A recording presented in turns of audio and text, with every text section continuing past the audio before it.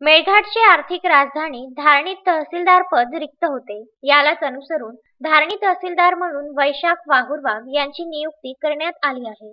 वैशाख वाहुरवाघ यांनी आपल्या आजपर्यंतच्या सेवेमध्ये उल्लेखनीय कामगिरी करून आपल्या व्यक्तिमत्वाची एक वेगळीच ओळख निर्माण केलेली आहे.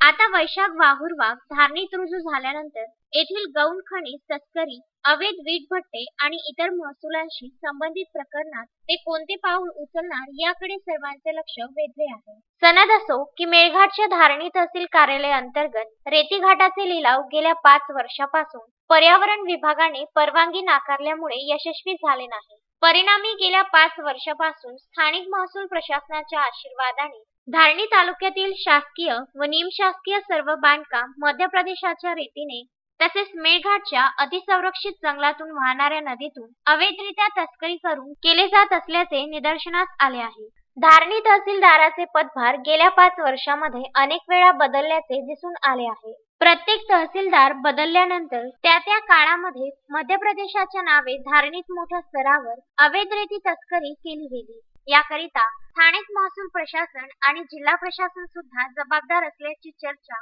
संपूर्ण तालुक्यांमध्ये केली जात आहे. मध्य प्रदेशाच्या रॉयल्टीमध्ये फायनल डेस्टिनेशन धारणी येत नसून अमरावतीचे येत आहे. सूत्रांपासून मिळालेल्या एका विशेष माहितीनुसार मध्य प्रदेशाच्या रॉयल्टीमध्ये तब्बल 260 किलोमीटरचे अंतर येत असल्यामुळे सदर रॉयल्टी धारणीकरिता बोगस ठरली असून सुद्धा स्थानिक महसूल प्रशासनाच्या आशीर्वादाने आणि काहीतरी तडजोड केल्याअंती अभय दिले गेल्यामुळे धारणीत यंदा दिवसाढवळ्या रेती तस्करी सुरू आहे. दुसरीकडे यासोबत लावण्यात आलेली ईटीपी धारणीची आहे. आता या ठिकाणी रॉयल्टी आणि ईटीपी मधील एवढा मोठा फरक खपवून कसा घेतला जात आहे याकडे नवनियुक्त तहसीलदारांनी लक्ष देऊन कारवाई करण्याची गरज आहे. धारणीत पर्यावरणाचे सर्व नियम धाब्यावर ठेवून रेती तस्करी केली जात आहे. हा सुद्धा महत्त्वपूर्ण व गंभीर विषय आहे. ट्रॅक्टर, टिप्पर आणि डंपर मध्ये क्षमतेपेक्षा जास्त रेती लादून तस्कर रेती तस्करी करीत असून महसूल प्रशासन व संबंधित वाहतूक नियंत्रण विभाग अभय देण्याचे काम करीत आहे.